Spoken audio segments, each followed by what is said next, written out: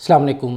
कुछ ऐसे technical errors आ रहे थे जिनको के काफ़ी लोगों ने पॉइंट आउट किया, तो उसकी कुछ करेक्शन के लिए हमने चाहा कि हम आपको फ़र्दर गाइड कर दें, क्योंकि अभी तकरीबन एक हफ़्ता बाकी है। तो आप इसमें जो है जो भी एरर्स आ रहे हैं उनको आपने किस तरह जो है वो सॉर्ट आउट करना है ताकि आप प्रॉपरली अपनी एप्लीकेशन सबमिट कर सकें। तो जो हमें मोस्ट फ्रीक्वेंट्स ईमेल आई हैं, जो कि हमारे ईमेल जो ऑफिशियल ईमेल था जो आपको डिस्क्रिप्शन में नज़र आ रहा है, job@jpmc.edu.pk के, उस पे जो ईमेल्स हमें रिसीव हुई और कुछ लोगों ने जो हमारे यहीं इन हाउस एम्प्लॉयज़ थे जेपीएमसी के, उन्होंने भी हमें इसका अच्छा एक फ़ीडबैक दिया। इसमें हमारे पास सबसे ज़्यादा आ रहे थे कि कुछ लोग जो हैं वो अगर कोई चूँकि ये 3-4 पेजेस की एप्लीकेशन है, तो वो जब फ़िल करते हैं तो अचानक लाइट इलेक्ट्रिसिटी का जैसे कराची में इशू है, तो लाइट चली गई, तो अब उन्होंने रिमेनिंग उसका जो पार्ट है वो कैसे फ़िल करना है।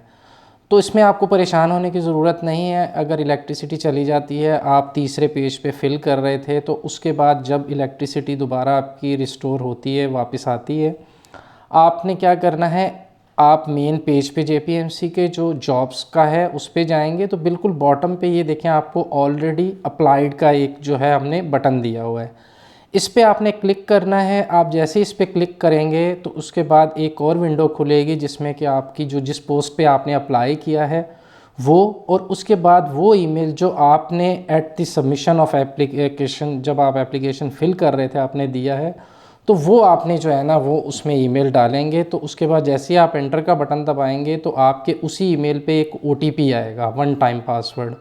वो वन टाइम पासवर्ड आप जो है उस विंडो में लिखेंगे। उसके बाद जो है आपको ये जो सिस्टम है ये उसी पेज पे ले जाएगा जिस पे कि आप काम कर रहे थे, जो रह गया था फिल होने से। आप अपना आराम से जो रिमेनिंग रह गया है पोर्शन उसको फिल करें और प्रॉपर एप्लीकेशन सबमिट करें। जब तक आपके पास पीडीएफ की सूरत में आपकी ईमेल पे वो एप्लीकेशन नहीं आ जाती, इसका मतलब है कि आपने अभी तक प्रॉपर कंप्लीट एप्लीकेशन सबमिट नहीं की है। एक तो ये इशू था। दूसरा इशू है हमारे पास मोस्ट कॉमन आ रहा है कि एरर 500 की ग्रीन स्क्रीन पे इस तरह से वो दे रहा है। होता ये है कि ज़्यादातर लोग जो हैं वो मोबाइल पे या अपने किसी डेस्कटॉप पे या लैपटॉप पे कर रहे हैं, तो जो मोबाइल पे जब आप बैक जाते हैं तो इस सिस्टम को जो है वो वापस आने में, रिस्टोर होने में, ये एक टेक्निकल प्रॉब्लम है, 1 मिनट लगता है।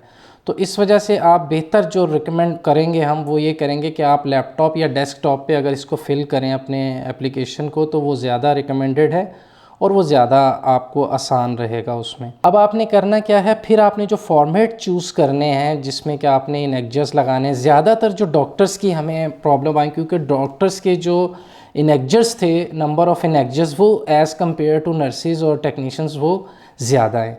तो वो क्या होते थे, अब कुछ लोगों के पास जो है वो पीडीएफ में रखे हुए होते हैं, किसी के पास किसी और फॉर्मेट में है। तो आप जेईपीजी फॉर्मेट और पीएनजी फॉर्मेट है, तो ये थोड़े से सेफ़ हैं, तो सेफ्टी के पॉइंट ऑफ व्यू से हमने रखे हैं। आपने इस पे जाना है। अच्छा, पहले जो है ना वो 500 की एरर पे हमने को बटन नहीं रखा था, अब हमने एक बैक बटन रख दिया है। वो आप जैसे ही 500 की अगर एरर आपके पास गलती से आएगी भी, आप बैक बटन को करेंगे क्लिक और आप वापस उसी पेज पे आ जाएंगे जिस पे कि आप काम कर रहे थे। जैसे मैंने बताया था कि एक ईमेल, एक पोस्ट पे एक ही ईमेल आपने यूज़ करनी है, तो आपको वो ईमेल दोनों जो है, अगर आप 2 पोस्ट्स पे कर रहे हैं तो आपको वो दोनों ही याद करनी पड़ेंगी और आपको उसी पे जो है वो सारी कम्युनिकेशन हम करेंगे। लोगों ने ये क्यूरी की कि आपने एक्सपीरियंस अटैच करने के लिए हमें सिर्फ जो है वो एक ही ऑप्शन दिया है कि एक ही आप जो है वो करंट जो आपका एक्सपीरियंस है सिर्फ उसी को अटैच कर सकते हैं। उसकी रीज़न्स थी साइज़, क्योंकि बाज़ दफ़ा अगर इस सारे एक्सपीरियंसेस का अगर हम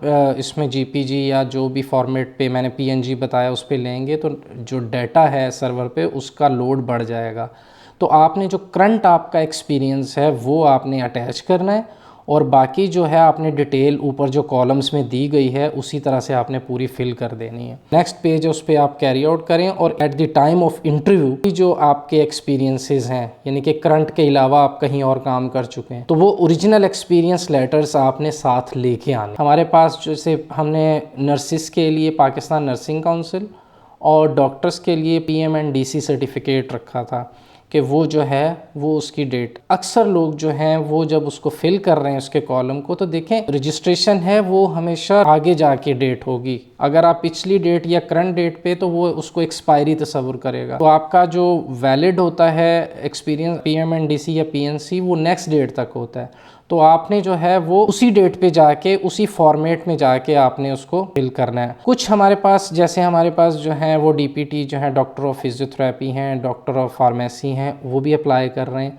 तो वो चूँकि पीएमडीसी उन पे एप्लीकेबल नहीं है, तो वो उसको ब्लैंक कर दें और सिस्टम उसको एक्सेप्ट कर लेगा। तो उसमें परेशानी वाली कोई बात नहीं है, सिर्फ डीपीटी वालों के लिए और डी फार्मेसी वालों के लिए। कुछ डॉक्टर्स कह रहे थे कि जी आपका जो हम एफसीपीएस करते हैं उसमें ना तो टोटल मार्क्स होते हैं, ना ही उसमें जो है वो सीजीपीए सिस्टम होता है। तो उसमें या तो पास होता है या फेल होता है, यानी कि क्लियर और नॉट क्लियर। तो वो आप उस पर क्लियर, पास या वो रख देंगे। अगर आप रिज़ल्ट अवेटेड हैं तो रिज़ल्ट अवेटेड लिख दें, तो उसको सिस्टम एक्सेप्ट कर लेगा। हमने इसमें ये प्रोविज़न रखना है। उसी में भी आपको अगर ऊपर लिखा है सीजीपीए है, कुछ है, तो आपको परेशान होने की ज़रूरत उसमें भी नहीं है। 6 जो है हमारे पास है, वो आपने करना है कि गवर्नमेंट, कुछ ऐसे भी हमारे पास कैंडिडेट्स हैं जो कि गवर्नमेंट ऑलरेडी गवर्नमेंट सर्विस में हैं और वो भी चाह रहे हैं कि हम कंसल्टेंट की पोस्ट पे काम करें। तो उनको जो है अपने एडमिनिस्ट्रेटिव डिपार्टमेंट से, अगर वो हेल्थ डिपार्टमेंट में है तो हेल्थ डिपार्टमेंट में आपको सेक्रेटरी हेल्थ से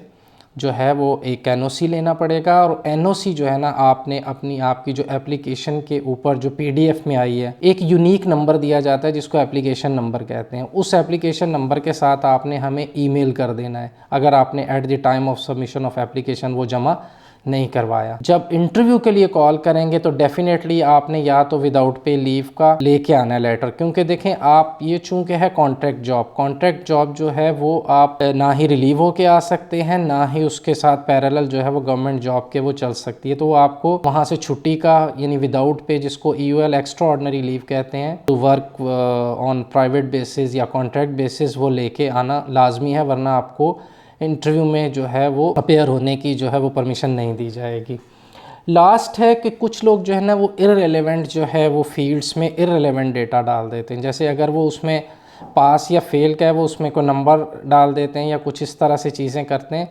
तो आप कोशिश करें कि बिल्कुल स्मूथ, जो अगर एक फील्ड है उसमें सिर्फ नंबर ही आते हैं, डिजिट ही आते हैं, न्यूमेरिकल्स वैल्यू आती हैं, तो आप न्यूमेरिकल वैल्यू ही लिखें, इंस्टेड कि आप उसमें जो है वो ABCD इस तरह के कोई अल्फ़ाबेट यूज़ करें। Thank you very much. बाकी भी अगर कोई क्वेश्चन हुआ तो हम आपको ज़रूर रिप्लाई करेंगे। अस्सलाम वालेकुम।